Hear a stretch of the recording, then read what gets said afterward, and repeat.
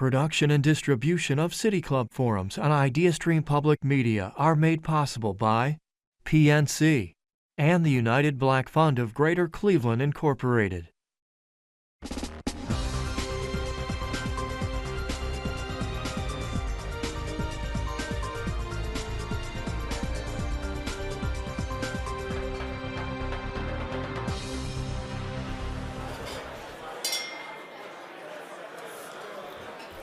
Hello, and welcome to the City Club of Cleveland, where we are devoted to creating conversations of consequence that help democracy thrive. It's Friday, February 21st, and I'm Mark Ross, retired managing partner of PwC and president of the City Club Board of Directors. What an honor it is to be here to introduce today's forum, which is the John W. Barkley Memorial Forum, and presented in partnership with GCP. Today, we have the privilege to hear from the literal man of steel, Lourenco Goncalves, Chairman, President, and Chief Executive Officer of Cleveland-Cliffs. I'm excited about today's forum for several reasons. First, at the earliest days of my career with Price Waterhouse, I worked on the audits of several Cleveland-Cliffs mines, which allowed me to travel to exciting destinations including Hibbing, Minnesota, and Labrador, Newfoundland, giving me a lens into the story of the Cliffs organization and its history, which dates back into the 1800s. Today, Cleveland-Cliffs stands as the 24th oldest company in the nation and the largest flat-rolled steel producer in North America. Second, part of my retirement fund is teaching a course at Miami University on mergers and acquisitions. Cliffs has given me multiple case studies, given their numerous acquisitions over the last several years. Cliffs has grown revenue from $2 billion in 2019 to nearly $20 billion in 2024, fueled by acquisitions, including the Stelco Steel transaction in late 2024, the impact of which will be fully reflected in 2025. And perhaps most important, you'd have to be living under a rock to be unaware of the ongoing conversations and merger discussions surrounding the future of U.S. steel, the role Cliffs may play, its impact on the two companies, and arguably the future of the entire steel industry in the United States and world. I hope you would agree with me, and given the size of this crowd, that today's discussion is a quintessential conversation of consequence. Since 2014, Mr. Goncalves has been Chairman, President, and Chief Executive Officer of Cliffs. He designed and led the company through a major strategic initiative, transforming Cliffs into a leading player in the U.S. steel industry. Prior to joining Cliffs, he served in multiple executive roles in the steel and broader manufacturing industry, including 10 years as chairman of the board, president, and CEO of Metals USA Holdings, as well as 5 years as president and CEO of California Steel Industries. Moderating today's conversation is Baiju Shaw, president and CEO of Greater Cleveland Partnership, a key player in the region's economic development ecosystem, and with over 12,000 members, it is the largest metropolitan chamber of commerce in the nation. If you have a question for our speaker, you can text it to 330-541-5794, and the City Club staff will try to work it into the Q&A portion of the program. Members and friends of the City Club of Cleveland, please join me in welcoming Lourenco Goncalves and Baiju Shaw. Thank you very much. Thank you. Thank you. Thank you. Thank you, Mark. Thank you, Dan, for inviting this very important conversation of consequence. And it's my pleasure today to moderate a discussion with our Superman, the man of steel, Lourenco Goncalves. Lourenco, Mark sort of described a lot about the company, Cleveland-Cliffs, and sort of the scale and certainly the growth that you've had. I want to start with the basic question that is probably important for you to present your perspectives. Why is manufacturing in America so important? Why are you so passionate about manufacturing in America? Thank you, Baiju, Dan, Mark. It's a great honor to be here. Cleveland is the center of the resurgency. Cleveland will be leading what in the next 10, 20 years will be a new United States of America that will replicate the United States of America that the entire world tries to imitate. Manufacturing is important because superpowers are built on manufacturing. I'll give you a few examples. Please. One, the United States of America. We built ourselves in the back of manufacturing. Second one, Japan pre-World War II. They were a superpower in manufacturing before they became a military superpower and started invading all countries in Asia. It was not that long ago. It was not that long ago. It was less than 100 years ago when Japan invaded China and created a puppet regime in Manchuria. People forget these things, but because we're far away. But for the Asians, they still remember very well. Ask people at the Philippines, or people in Taiwan, or people in Malaysia. Keep going. Korea. The latest and more recent example is China. China is the best student in the entire world. They pick on everything that we do that is right and replicate and multiply by 1,000. And then they put all the population, that's right now 1.4 billion people, to do exactly what they would like to do. That's why they built their superpower on manufacturing. Mm-hmm. At the same time that China was building, replicating exactly what Japan did after World War II, with our support, our help, our technology, our money, our everything. Mm-hmm. China did it in a way that they could benefit much more than Japan benefited before. And then they dominated. What we're doing at the same time, we're saying that's fine. That's okay. Let's invite them into the WTO. That was around 2000. Mm-hmm. At that point, it was basically like Bond, James Bond, a license to kill. And they killed the Midwest. Because the Midwest, where Cleveland was center, mm-hmm. was the center of the strong United States. At that time, Cleveland was the 5th largest city in the country, number 5. So that's what all these things that are going on right now will bring back. We are bringing back manufacturing. We are bringing back steel. We put steel back in the conversation. It's no longer an afterthought. Because all these things matter. All these things build middle class. All these things build employment. And middle class and employment are the foundation for democracy. Mm-hmm. Democracy is not about creating billionaires and a lot of poor people. That's what happened in Brazil. And that's the reason why I immigrated 27 years ago, because I could not fix that thing anymore. Now we are at the very moment that when I compare the San Francisco of 2000 with the San Francisco of today, it's night and day. And that's where Silicon Valley is. That's where the billionaires are. Mm-hmm. That's also where poverty is skyrocketing. If you want to kill democracy, let the multi-billionaires separate themselves from the people. This country, the constitution of this country starts with we, the people. These are the 3 most important words of the constitution. It's we, the people. We need to make everybody back together mm-hmm. and not separate. San Francisco is the ultimate example where separation is happening. That's where the billionaires are and where poverty is growing so fast. Cleveland, we are an afterthought, not anymore. We are in the conversation. We are in the room. We are influencing. We are bringing things back to ourselves, to our safety, to our kids, to our grandkids, and that's what we are doing right now with manufacturing.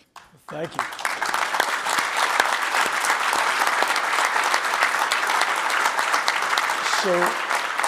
So I knew moderating this was going to be a lot of fun. And it was going to be pretty easy because I knew that our guest was going to take us in multiple directions. I could choose any one of those strands. But I'm going to start. Let's talk basketball. We are going to talk basketball. In fact, you guys notice that the Cavs are on the run to be champions this year? There we go. If we're lucky, we can also talk about women's basketball, but we'll see about that afterwards. But let's talk a little bit about a couple of these threads that you put out on the table. So you've spent a lot of time engaged in politics. Every president from my lifetime has expressed how important manufacturing is, right? But when you look at the numbers, while the output has been growing, the employment has been basically declining over that same period of time. Now, a lot of that's because of technology, making it more productive in terms of manufacturing. What do you think we need to do as a country to really bring back more manufacturing for national security and prosperity? Oh, the very first thing we need to plug the drains and stop the leaks. And when everybody takes advantage of the fact that cheap goods are here and don't see the big picture, we are going to be trapped. We're going to be in a situation that you can't really compete when the playing field is not leveled. So if you have subsidies, if you have child labor, if you have entire populations being squeezed down by the totalitarian governments and producing things that are artificially cheap, and we here at this side of the world, here in the United States of America, we buy these things, and we all do, including myself, we are enabling that. So we need the government to act, to plug the drain. Mm-hmm. So I know that if you don't ask me, I'm going to bring it anyway. Let's talk about tariffs. Let's talk about tariffs. Yeah, I'm not going to do it. Who is in favor? Everybody's against. But let's try to understand why tariffs are necessary. Let's think about steel. And let me give you an example that should resonate with this audience here. Everybody talks that steel will be a lot more expensive with the tariffs, because 25% tariffs. How can you dare doing that? Well, think about one car, each car is 1 ton of steel. One car, 1 ton of steel, just 1 ton. So, but cars have different size, absolutely. A Cadillac Escalade has 1.1 tons of steel, but a Toyota Camry has 0.95 tons of steel. And I'm using Toyota because Toyota Camry is produced right here, Kentucky. Yep, in Ohio. So, Toyota is very American, by the way. Toyota North America is a very American company. Just for you guys not to believe that I have any bias or anything. 1 ton of steel, 1 car. So, let's go back to my Cadillac Escalade. Mine cost $107,000. After I got a factory discount, because I'm the biggest supplier of steel to General Motors. Without the discount, it would be more. But let's stay with the 107. Yeah, true story. The $107,000 price of the car.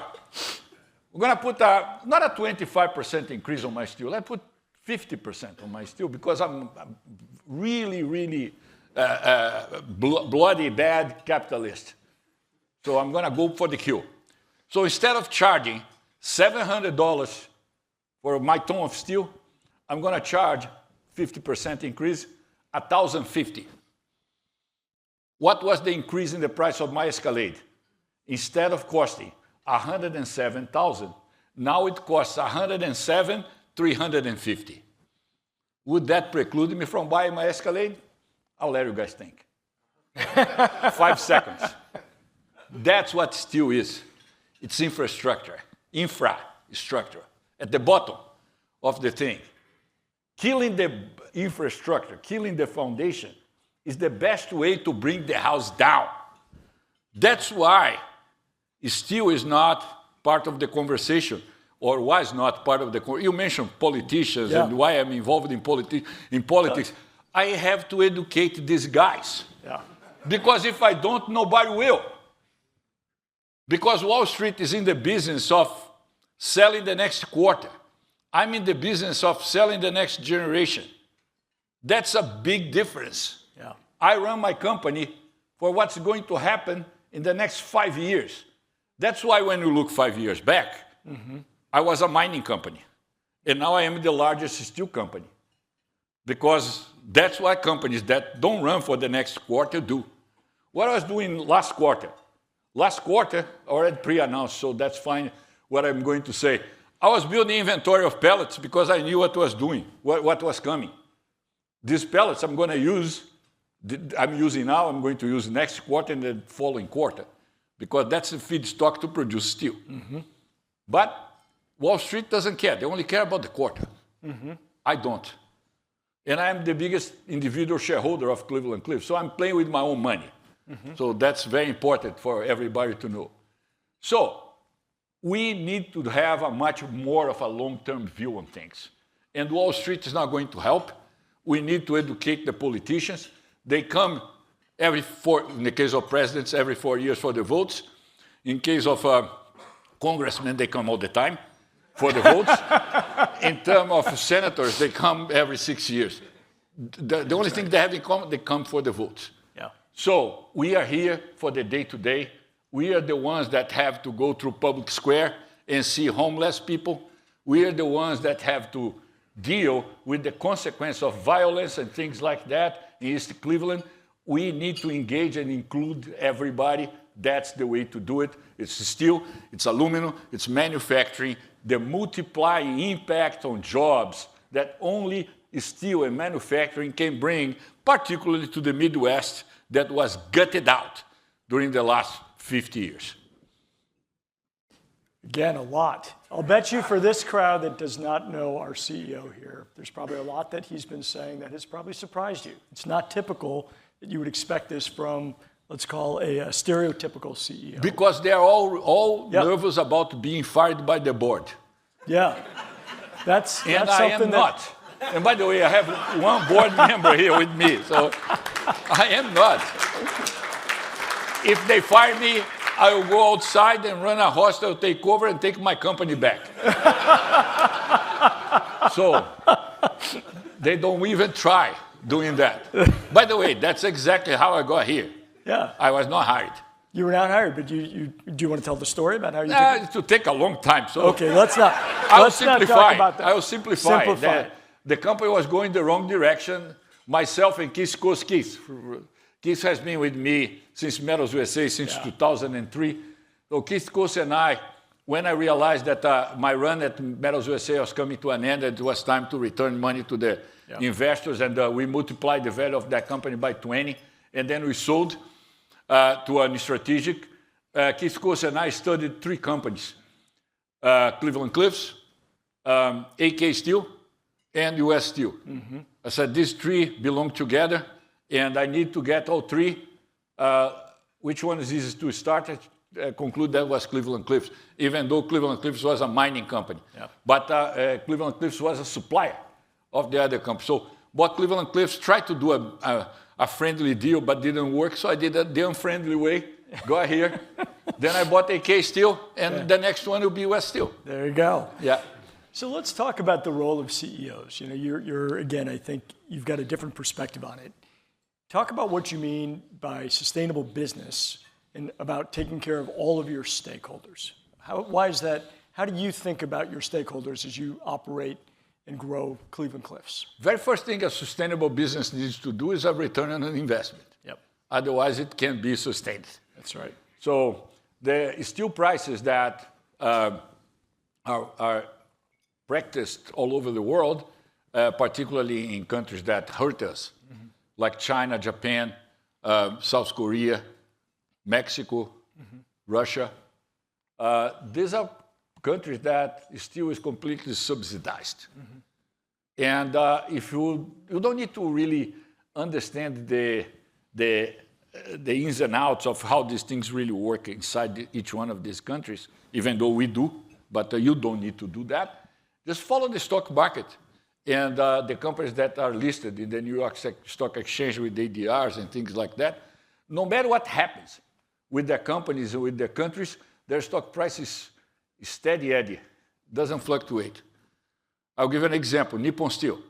If I was pursuing a company to acquire for 1.5 years, I promise you, I would have been bankrupt by now because my stock price would go to pennies, I would be delisted and things like that.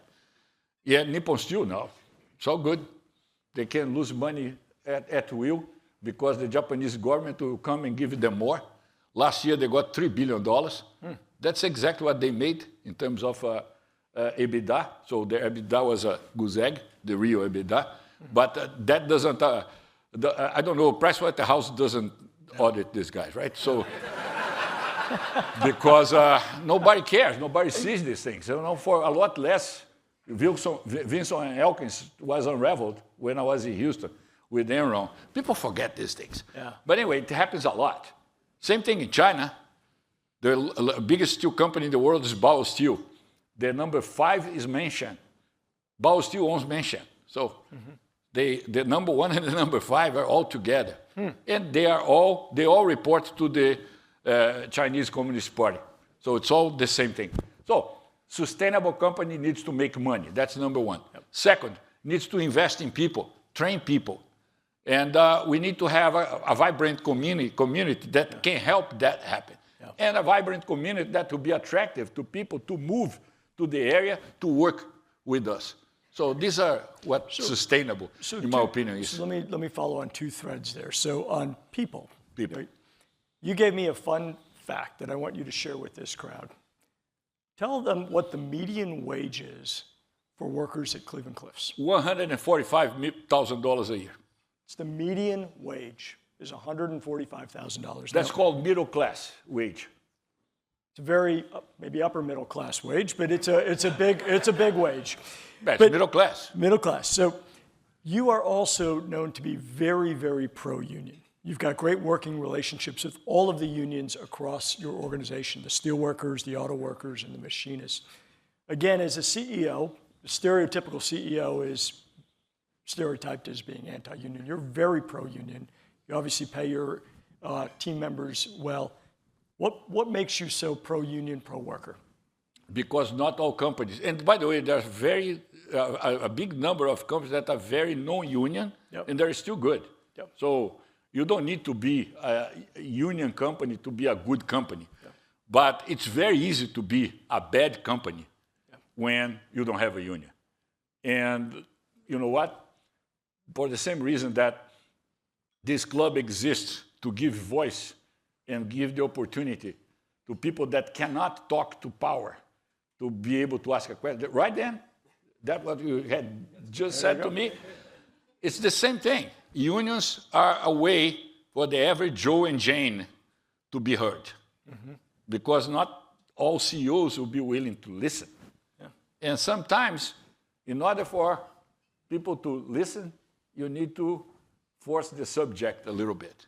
Yeah. A guy like me, I do hostile takeovers or friendly deals if the other party is okay. But in the case of the workers, they need the union to represent them. Well, unions, plural. Unions are important, and workers are very important to you and obviously to the success of the company and the success of our community. The other topic that I want to bring that you've been very vocal about is decarbonization.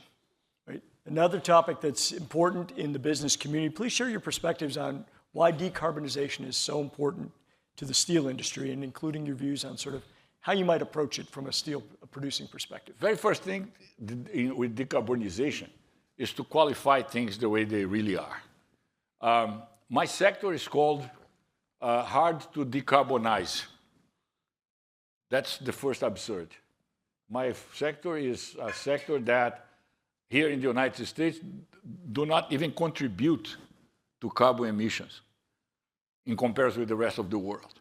And inside the United States, if you compare the steel industry with other industries, the difference is even more abysmal. Let me give you a few numbers. Transportation. Transportation is basically tailpipe emissions from cars. Transportation is 29% of the CO2 emissions of the United States. Steel is 2%. Why is that? Why we are so low? Several things.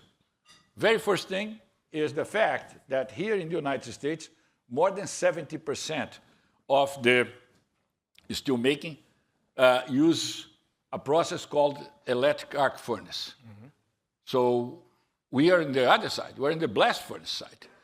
But 70% already moved toward electric arc furnaces.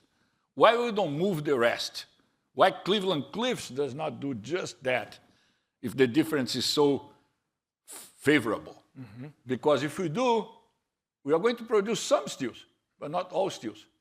And the very first type of steels that we will not be able to produce will be steel for cars. So the automotive industry depends on companies like Cleveland-Cliffs in the United States, or Nippon Steel in Japan, or Voestalpine in Europe, and so on and so forth. So these companies play a role in order to be able to continue to produce the type of materials that are used in things that you guys use every day. If we don't, someone else will. And someone else will be located outside of the United States. What's the percentage of electric arc furnaces in Japan? 20%. What's the percentage of electric arc furnaces in China? 9%. And what about the United States? Say it again. 70%. So we already did our homework long ago. We are done. We have already done what we're supposed to be doing. So what's left needs to be preserved. So for you guys that drive by my plant, make sure to know that that plant is there to stay. If you don't like it, sorry. That plant will be there exactly the way that plant is. And the amount of CO2 that we produce in that plant is 1.5 tons of CO2 per ton of steel. If we don't produce that 1.5 here, we're going to have to buy from Japan. And Nippon Steel produced 1.96 tons of CO2 per ton of steel on the average of all their plants. To compare apples with apples, Nagoya Works, Nippon Steel in Nagoya, Japan. With Middletown, Ohio, Cleveland-Cliffs, Middletown is 1.39 and Nagoya is 2.04. So by buying from us, you are buying steel that, not you, but General Motors, Ford, Toyota, Stellantis, everybody else. These folks buying from us, they are buying steel that's more or less 35% less carbon intensive than Japan. I'm not talking India, because then it's off the charts. China is better. China is, at this point, believe it or not, China is better than Japan. China is producing fewer tons of CO2 per tons of steel than Japan. And China now, the numbers are 1.85. We're going to be out with our sustainability report very soon. Tracy will be very specific about these things. And then don't forget one point. If the steel is produced in Japan or China or Korea or Germany or whatever, wherever, you also need to put the steel in a vessel. That vessel will burn diesel, and then the vessel will come to the United States, and then we're going to have transportation here. Delivered to the plant here is a lot more than the number that I have. That's the number of the plants. That's right. But nobody talks about that. Wall Street makes sure that you don't address that because you know the next quarter is so important. Not anymore. Tariffs are coming. The drain has been plugged. There you go. I've got one more question, and then we're going to turn it over to the audience for questions. So please prepare your questions, as well as for those of you that are listening in at home or at work. So let me close with this question for our session. When you took over Cliffs, you felt it was very important to put the name of Cleveland back into the company's name. Why was it so important to you to put Cleveland back into the name of the company? Because I believe that the Midwest is what the United States is about, and Cleveland is the best translation of the Midwest. Cleveland.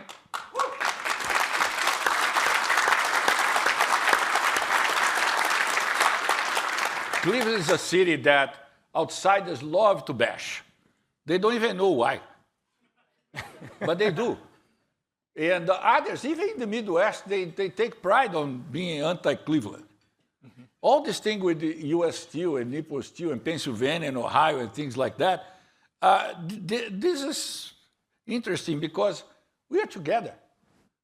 Pittsburgh is Cleveland, same thing. I actually call them East Cleveland all the time.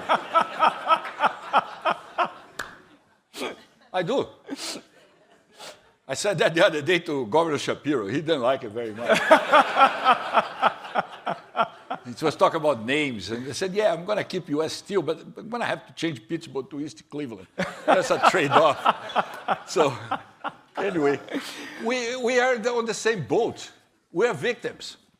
We put a plant in Toledo that we built in 2018. That's the state-of-the-art direct reduction plant in the world.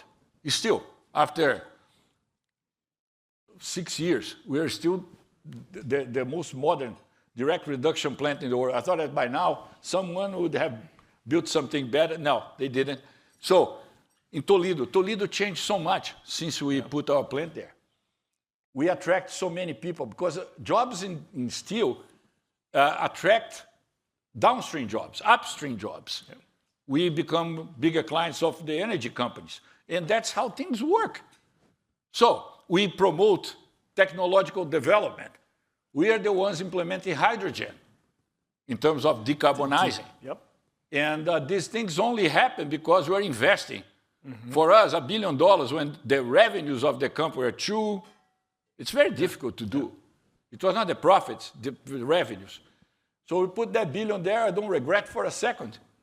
But that thing was able to open the eyes of a lot of people, not only to Cleveland, but to the entire region.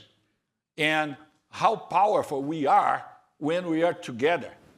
So I don't play that game of separating Pennsylvania and Ohio and Michigan and Minnesota.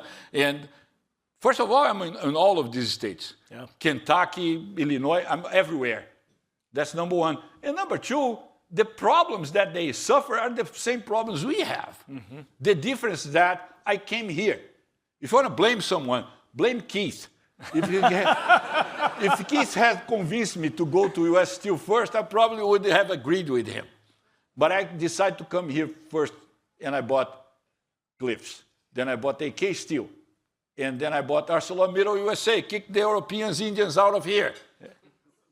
And by the way, there are 50% partners with Nippon Steel in the United States, in one plant in Alabama, and another one, a mega plant in India, and they are building a bigger one in India. India is the next problem, but that will be for another day. All right.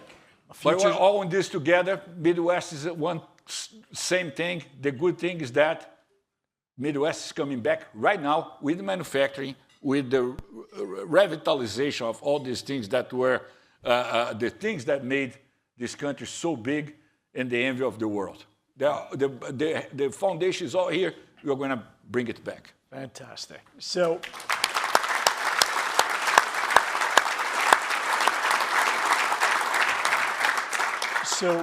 speaking on behalf of GCP, we love that Cleveland is in your name, and we love that you're calling Pittsburgh East Cleveland. So thank you and thank you.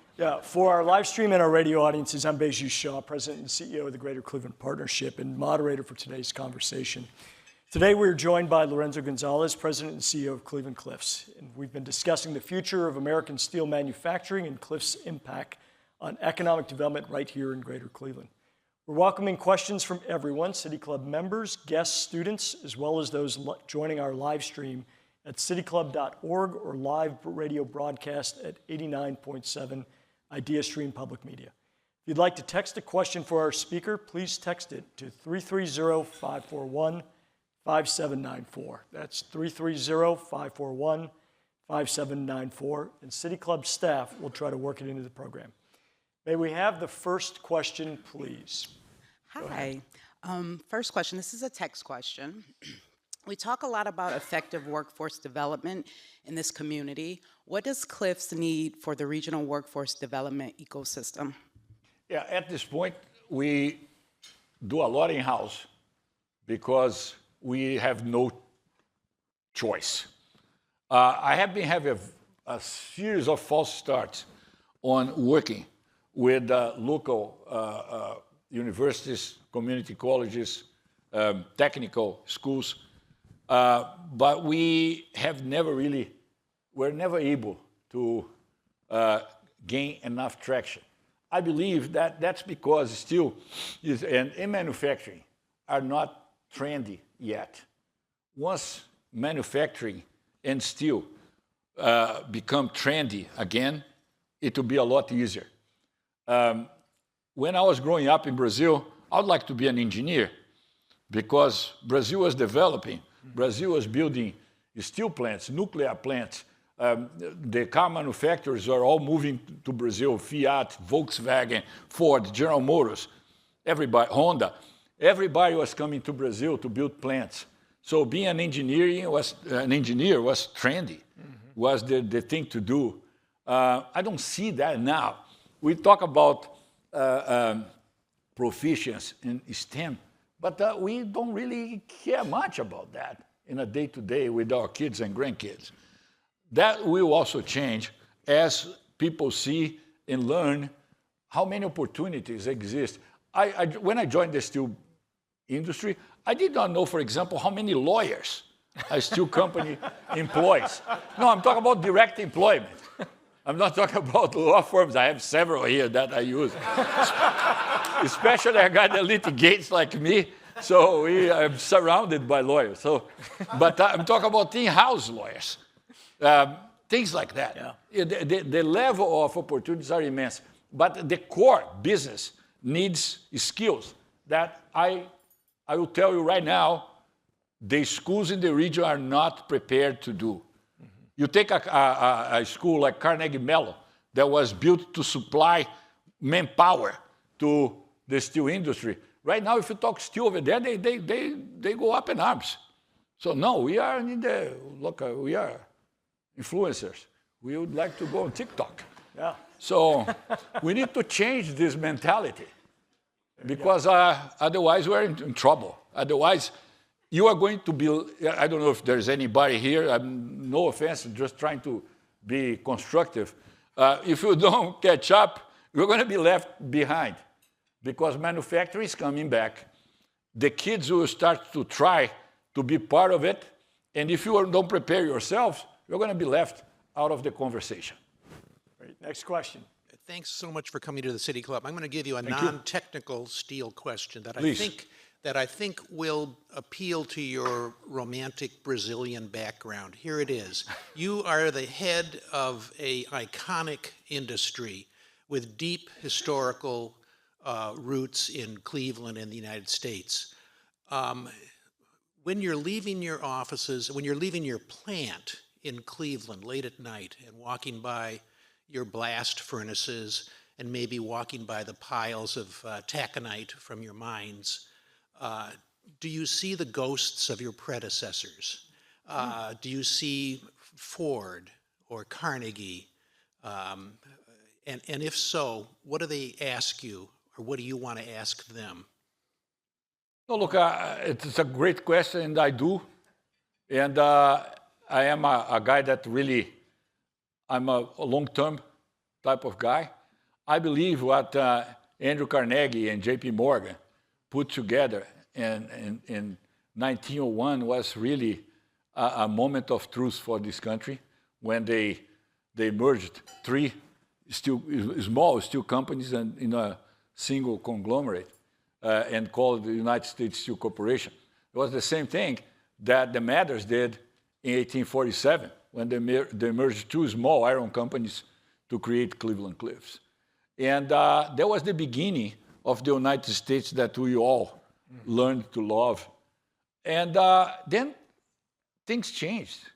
After World War II, we believed that the world was divided in two, the United States and the Soviet Union. All the rest would play quietly, and nobody would ever be able to raise to prominence to hurt us. So we lost track of ourselves. So everything that's happening now, the good, the bad, and the ugly, our fingerprints are all over. And if you are a Democrat, you are going to blame Trump. If you are a Republican, we're going to blame Obama. If you're older Republican, we're going to blame Clinton. And you keep going back. But at the end of the day, the country, the people, lost track of themselves. And then, in the last few years, we decided that the exception is the rule. Everything that's marginal and should be discussed and should be addressed has to become mainstream. And we are going to discuss themes that are not relevant to the main community and forget about what it really is. We are going to see homeless people and we ignore, you said it's not my problem. And you keep going. And the more you go, the more the problem will grow, and get to a point that you get to a point like Brazil. When I came, I was 39 years old. And I knew that this country was the best of the best in the world, because my last accomplishment in Brazil was to introduce Brazilian steel in 65 countries.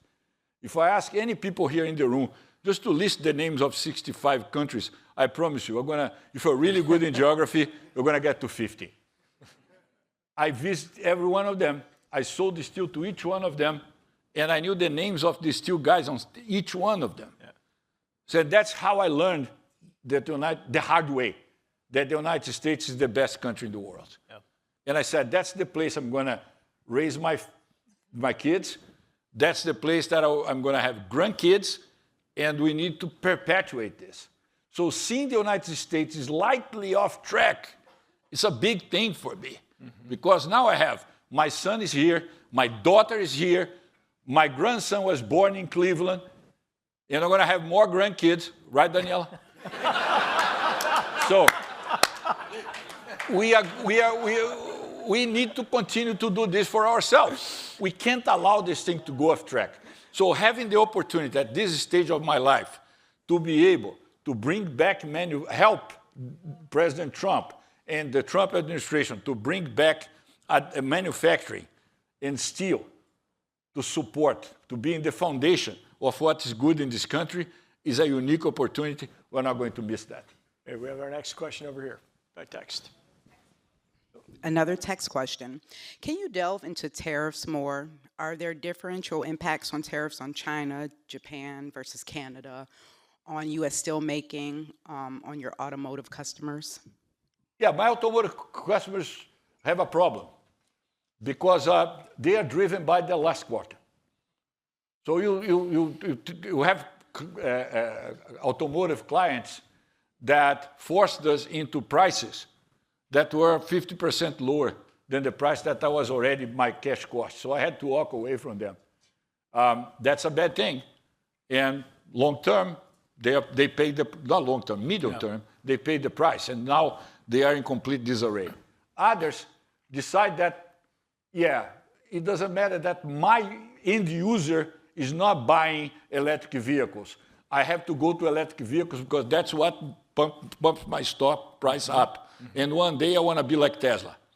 So every single car manufacturer would like to be Tesla. I mean, they would like to have the Tesla valuation, and the CEO would like to be paid like Elon Musk. That was their business plan. Bad business plan. Now they are stuck with billions of dollars in committed investment that they have no idea where to go. The other thing that they are doing, they are still doing, and they are kind of the switch was turned off. Let's produce parts in Mexico, and then do the assembly in the United States, and then do a little more assembly in Mexico, and then we bring the almost final assembly to the United States, put the tag in the car, and call it Made in USA. We have situations that a part goes back and forth through the border 7 times. Every time needs to cross a border. Every time the certificate needs to be translated from English to Spanish, and then Spanish to English, and then English to Spanish again, and transportation back and forth.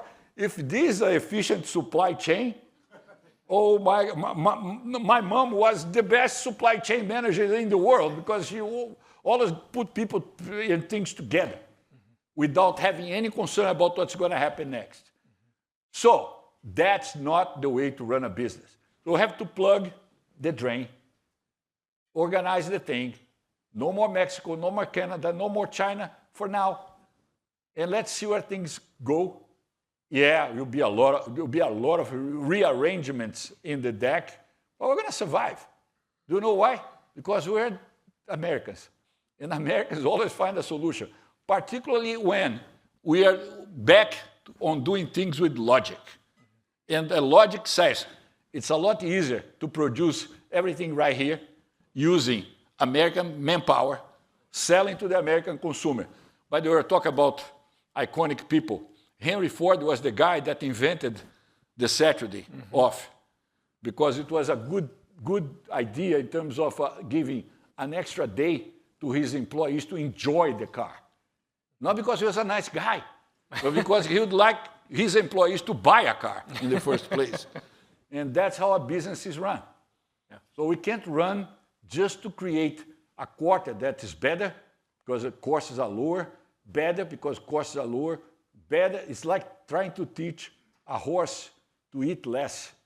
You skip a day, and then the horse is still alive.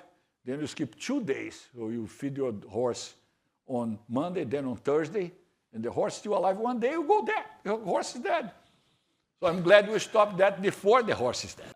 We were sold in this idea through the decades about the USA is going to eventually be more of a service economy, and we're starting to learn now we were always supposed to be an everything economy, certainly a manufacturing economy. So I want to thank you for your commitment to our city and to our country in that sense. Thank you. Definitely. And you mentioned earlier that there's this idea of short-term profit motives of corporations, Wall Street, and then the politicians who get campaign contributions from them, so that drives policy. How do we contend with this national security concept, being a manufacturing, everything economy, and this idea that these corporations at Wall Street are paying our politicians to make policies based on their needs? We need to continue to expose their failures. You know, take the U.S. Steel, Nippon Steel saga. Nippon Steel would not be here if not for American banks that were giving bad advice. So they believed that the union folks have to eat. So at the end, throw a lot of money on them, you're going to be fine. That came from an investment bank, a very reputable name investment bank, Wall Street Bank. Lawyers that know that they are defending a case that's not kosher on national security, but they still pretend that there's no national security implications. Keep in mind, the Nippon Steel deal was blocked by President Biden. By the way, if Trump was president, the deal would have been blocked in May, not in January of 25. I'm talking May of 24. They gave 2 undue extensions on the CFIUS review that were completely unnecessary. But at the end of the day, Biden, because he knew that Trump would decide to block the deal, but Biden did the right thing. And he acted on public information, he acted on unclassified information, and deep classified information that I don't know. So law firms that are challenging that, very first thing they need to run a FOIA on classified information that was used. They haven't done that because they know if they do, they lose the case. So these things are hypocrisy. We need to stop that. They can make the same amount of money doing the right thing. So we always have enablers. Don't forget, World War II, Germany did not invade France only with Germans. A lot of French help. So we can't be the Vichy guys. We are the Paris guys. We are the resistance. Go. Next question. First, I wanted to say thank you for your efforts with the Butler Works, with the Department of Energy negotiations. You saved that plant, and for the generator plant in Wyerton. So I want to say thank you for that. My question is in regards to the U.S. Steel acquisition. If it does end up happening through your company, what would be the fate of the Granite City Works in Illinois and the Great Lakes Works in Downriver Detroit? Great. Well, let me start from Butler that you mentioned. Butler, because you brought something that's very dear to me. Butler Works is the only plant in the United States producing grain-oriented electrical steels. Grain-oriented electrical steel is the only type of steel used in transformers. Transformers are used in every single house, every single pole, every single substation, every single factory, everywhere. You probably have one pad mount transformer in front of your home. If it's not in front of your home, it's in front of your next door neighbor home. So, and in every single pole, that thing that pops when there's a lightning, that's a transformer. There's only one plant in the United States producing the feedstock for that thing, Butler. And Butler was scheduled to be shut down when I acquired AK Steel. We had to bring that thing back. It was a lot of work with Ambassador Bob Lighthizer and President Trump during Trump 1.0, and we saved Butler. Now we are building a transformer plant in Weirton, West Virginia, because we want to produce the feedstock and produce the real deal, the transformer, because the only one plant producing feedstock, the lead times for transformers in this country are off the charts. Right, Brian? 3, 4, 5 years. There you go. So we're going to shorten that. So that's what we're doing over there. So there's a lot of market. There's a lot of opportunity. But you talk about Granite City. Granite City will be part of the picture. We're going to continue to operate Granite City, not if, but when we get our hands around U.S. Steel. Great Lakes, they destroyed the plant. Got to see what's left over there. I haven't even visited the site. It will be a sad view when I go there with myself and Terry Fedor and Cliff Smith. Walk the plant, Wendell Carter. When we walk the plant, we're going to cry. But we have been crying before, and we turn things around. So don't worry. We're going to get it there. Next question. Speaking of Bob Lighthizer, actually, I had a friend who worked for him closely in the administration the first time around, and he recommended to me Lighthizer's book, No Trade is Free. And I just wanted to ask if you've read the book, if you're familiar with the book, what is sort of the importance of the ideas that he sets forth to kind of your vision for Cleveland and the type of society that you'd like to see here? Bob Lighthizer is one of my mentors, one of the guys that I follow. I not only know the book, but I have a copy that he dedicated to me that starts, "You Are a Great American." So. And people like to introduce me, say, "Oh, he was Brazilian-born CEO." Yeah, not my fault. So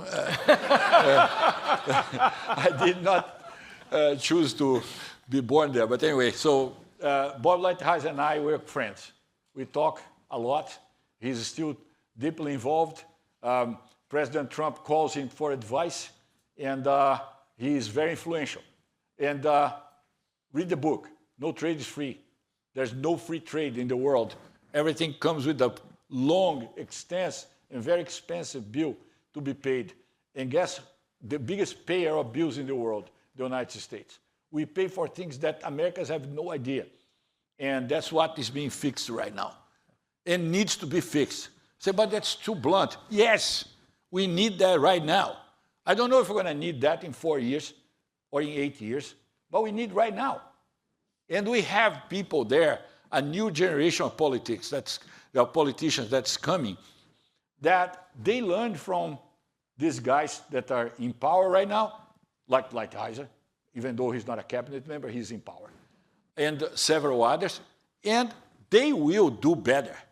And that's what the evolution is about. You learn, you fix what you don't like, you improve what you like, and then you get better and better and better.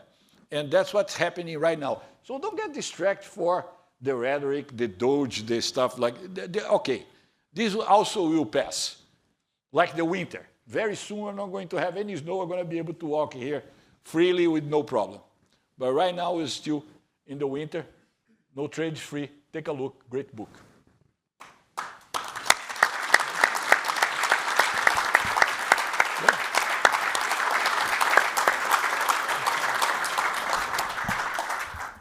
Thank you very much to Lourenco Goncalves and Beju Shaw for joining us at the City Club.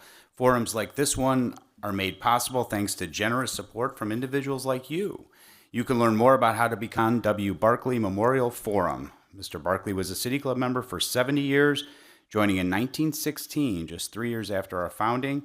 He began his career as a social worker and had several jobs in the Cleveland school system before joining the law firm of Squire, Sanders, and Dempsey. Mr. Barkley also served as the mayor of Shaker Heights in the 1950s. We are grateful for the support of the Barkley family who have made this an annual forum possible. The City Club would like to welcome students joining us from the Cleveland Early College High School.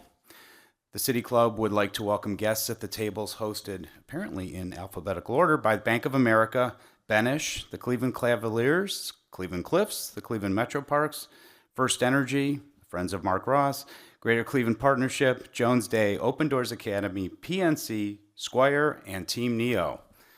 Coming up at the next City Club, we will hear from leadership at the Enlightened Solutions on their follow-up report to 2021's Project Noir, the first survey of its kind to better understand why Cleveland was ranked last as a livable city for Black women. Has anything changed since 2020? And then on Friday, March 7th, we will be joined by regional Republican leaders who will provide their insights and analysis on President Trump's performance as he makes his way through his first 100 days. You can get tickets and learn more about these and other forums at cityclub.org. And that brings us to the end of today's forum. Thank you once again to Lourenco and Beju. I'm Mark Ross, and this forum is adjourned. For information on upcoming speakers or for podcasts of the City Club, go to cityclub.org.